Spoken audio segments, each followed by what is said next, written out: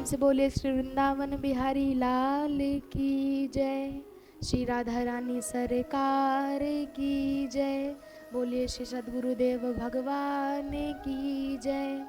ओम स्वस्ति श्री गणेशाय नमः। ओम स्वस्ति श्री राधा कृष्ण चरण कमलेभ्यो नमः। ओम स्वस्ति श्री सद्गुरुदेव चरण कमलेभ्यो नमः। लंबोदरं परम सुंदरमेकदंतं रक्तांबरं त्रिनयनं परमं पवित्रम् उद्यदिवाकर करोज्ज्वलकायकान्तं विघ्नेश्वरं सकलविघ्नहरं नमामि। ध्यानमूलं गुरुमूर्ति, पूजामूलं गुरुपदं, मंत्रमूलं गुरुवाक्यं, मोक्षमूलं गुरुकृपा। बोलिए सद्गुरुदेव भगवान की जय। परम्परात् पर अखिलेश्वर अकारण करुणा वरुणालय भक्तिवांक्षा कल्पतरु श्री पीताम्बरधारी बाके बिहारी लाल जी के चरणों में इस दासी का प्रणाम। परम आराध्य लाडली ब्रजभानु नंदिनी किशोरी श्री राधा रानी के चरणों में इस दासी का प्रणाम। श्री सद्गुरुदेव भगवान के चरणों में इस दासी का प्रणाम। आइए भक्तों, आज की कथा में प्रवेश करते हैं। आज हम आपको ये बताते हैं कि ये सुखदेव जी कौन हैं। ये हमारी श्री राधा रानी के तोते हैं। ये हमारे राधा रानी और भगवान श्री कृष्ण के साथ गोलोक धाम में निवास करते हैं। जब यह इनका नाम कलविंक है, जब ये राधा रानी के हाथ पर बैठे थे तो राधा रानी कहती कि श्री कृष्ण का नाम जपो, और जब श्री कृष्ण के हाथ पर बैठते तो श्री कृष्ण कहते कि राधा का नाम जपो। तब यह तोता बहुत परेशान हो गया और यह एक साथ दोनों का नाम जपने लगा। क्या? राधे कृष्ण कृष्ण कृष्ण राधे राधे, राधे श्याम श्याम श्याम राधे राधे।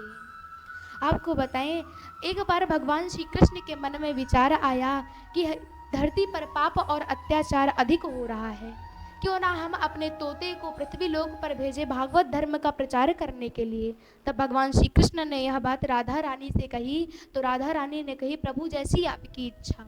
तब भगवान श्री कृष्ण ने कलविंक को पृथ्वी लोक पर भेजा भागवत धर्म का प्रचार करने के लिए। आज वह एक हिमालय पर एक तोती निवास करती थी।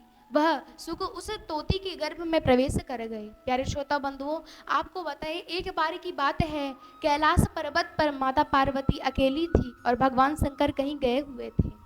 तभी वहां पर नारद जी का आगमन होता है और माता पार्वती कहती हैं, अरे नारद, तुम्हारा इतने दिन बाद आगमन कैसे? तब नारद जी ने कहा, क्या करूं माता, पृथ्वी पर पाप और अत्याचार अधिक हो गया है, कोई सत्य का आचरण नहीं करता है, सब झूठ बोलते हैं, इसलिए मैं कहीं आता जाता नहीं हूँ। तब माता पार्वती ने कहा, नहीं ऐसी तो कोई बात नहीं है, मेरे स्वामी तो मुझसे हर एक बात बताते हैं, मन में झांकियों के दर्शन करते हैं और हमें बताते हैं। तब नारद जी ने कहा, ऐसी बात है तो कभी आपके स्वामी ने आपको ये बताया कि आपके गले में जो मुंडों की माला है वह किसकी है? तब माता पार्वती ने कहा कि नहीं, यह बात तो कभी नहीं बताई। तब नारद जी ने कहा कि जरूर पूछना। अब तभी माता पार्वती के मन में यह प्रश्न आ गया। अब माता पार्वती क्रोधित हो गई कि हमें यह बात अब तक क्यों नहीं बताई। आज नारद जी वहाँ से चले गए। नारद जी को रास्ते में भगवान भोलेनाथ दिखे। नारद जी ने कहा कि आपको माता पार्वती बुला रही हैं। भोले बाबा ने कहा कि क्यों नहीं, जो आप वहाँ से आ रहे हो। तब आज भोले बाबा कैलाश पर्वत पर गए तो देखे आज माता पार्वती मलिन वस्त्रों में बैठी हैं, क्रोधित बैठी हुई हैं कोप भवन में।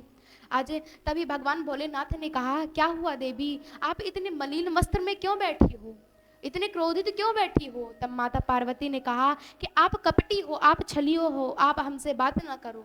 तब भोलेनाथ ने कहा कि हमने ऐसा क्या कर दिया जो हम आपसे बात ना करें। तब माता पार्वती ने कहा कि आपने हमें कभी ये नहीं बताया कि आपके गले में जो मुंडों की माला है वो किसकी है, जो हमेशा आपके हृदय से लगी रहती है।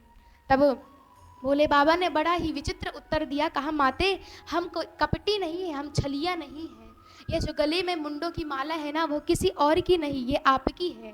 जब आप जगत जननी जगदम्बा लीला कर कर अपने शरीर का त्याग करती हैं, तब मैं आपकी मुंडों की माला अपने गले में धारण कर लेता हूँ। तभी माता पार्वती के मन में प्रश्न आया कि हे स्वामी, ये बताइए कि हम बार बार मरते हैं, आपने कौन सी अमर बूटी का पान किया है जो आप नहीं मरते हो?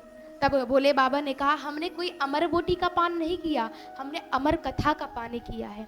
आज जैसे ही माता पार्वती ने अमर कथा नाम सुना तो उनके मन में जिज्ञासा हो गई कि हमें भी अमर कथा का पान करना है। प्यारे भक्तों, आपको बताएं, तब माता पार्वती ने कहा कि हमें भी अमर कथा का पान करना है। तो भोले बाबा ने कहा, लेकिन देवी एक बात है, यह हर कोई नहीं कर पाता इसका पान। तब माता पार्वती ने कहा कि ये मैं भी नहीं कर पाती। प्यारे भक्तों, ये अमर कथा क्या है? ये अमर कथा कोई और नहीं, यह श्रीमद् भागवत महापुराण है। आज माता पार्वती जिद कर रही हैं कि हमें भी अमर कथा का पान करना है। तब भोले बाबा ने कहा कि ठीक है, लेकिन एक बात ध्यान रखना, यदि एक ही वक्ता हो और कई सारे श्रोता हो तो यदि उसमें से एक सो जाए तो कोई फर्क नहीं पड़ता है, लेकिन यदि एक ही श्रोता है और एक ही वक्ता, तो यदि हम कथा आपको आंख बंद करके श्रवण करा रहे हैं और आप श्रवण कर रहे हैं, यदि आपको नींद आ गई तो आप क्या करोगे? भोले बाबा ने तब माता पार्वती ने कहा कि हम ओम का उच्चारण करेंगे। आज इसके बाद भोले बाबा ने कहा कि हाँ, आप हर एक स्कंद पर ओम का उच्चारण करना। तब माता पार्वती ने कहा कि ठीक है। आज भोले बाबा एक वट वृक्ष के नीचे बैठ करके आंखें बंद करके कथा श्रवण कराना प्रारंभ किए। सबसे पहली डमरू बजाई तो वृक्ष के सभी पक्षी चले गए। दूसरी बार डमरू बजाई तो एक तोती ने अंडे को जन्म दिया। तीसरी बार डमरू बजाई तो उस तोती ने उस अंडे में चोंच मारकर वह चली गई, जिससे एक सुख उत्पन्न हुआ। प्यारे भक्तों, वह तोती तो चली गई लेकिन सुख नहीं गया। सुख वहीं वट वृक्ष के ऊपर बैठकर कथा श्रवण करने लगा। आज भोले बाबा ने कथा श्रवण करना प्रारंभ किया। जैसे ही प्रथम स्कंद संपूर्ण हुआ, माता पार्वती ने ओम का उच्चारण किया। द्वितीय स्कंद ओम, तृतीय स्कंद ओम, ऐसे करते करते अष्टम स्कंद की कथा संपूर्ण हुई। माता पार्वती ने ओम का उच्चारण किया। अब इसके बाद नवम स्कंद प्रारंभ हुआ तो माता पार्वती को नींद आने लगी। अब माता पार्वती सो गई। अब सुख सोचने लगा कि अरे, माता तो सो गई हैं, अब ओम का उच्चारण कौन करेगा, और हमारे गोविंद की कथा आ रही है।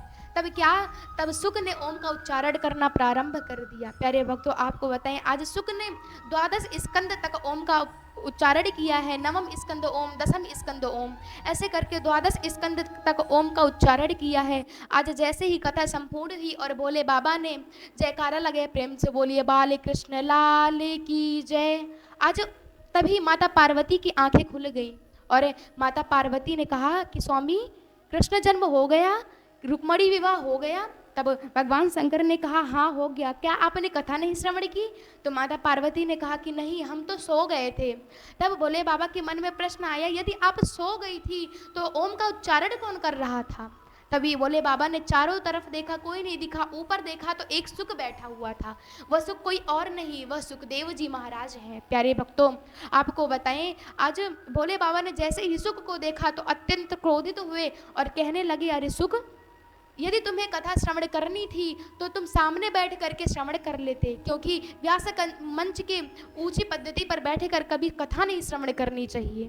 प्यारे श्रोता बंधुओं, आपको बताएं, तभी सुख को मारने के लिए भोले बाबा त्रिशूल लेकर के दौड़ने लगे और वह सुख भागते भागते बद्री के आश्रम में वेद व्यास जी के घर में पहुंचा। वहाँ पर वीटिका बैठी थी, वीटिका जमाई ले रही थी। वह सुख उनके गर्भ में प्रवेश कर गया। आज वेद व्यास जी स्नान करने के लिए गए थे। प्यारे श्रोता बंधुओं, आपको बताएं, तभी वेद व्यास जी जैसे ही आए तो देखा कि आज सेवक के घर में स्वामी का आगमन हुआ है। प्यारे भक्तों, इसी पर तुलसीदास जी महाराज कहते हैं, सेवक सदन स्वामी आगमनु, मंगल मूल अमंगल दमनु। आज की वाणी को यही विराम। तब तक के लिए जय जय श्री राधे श्याम।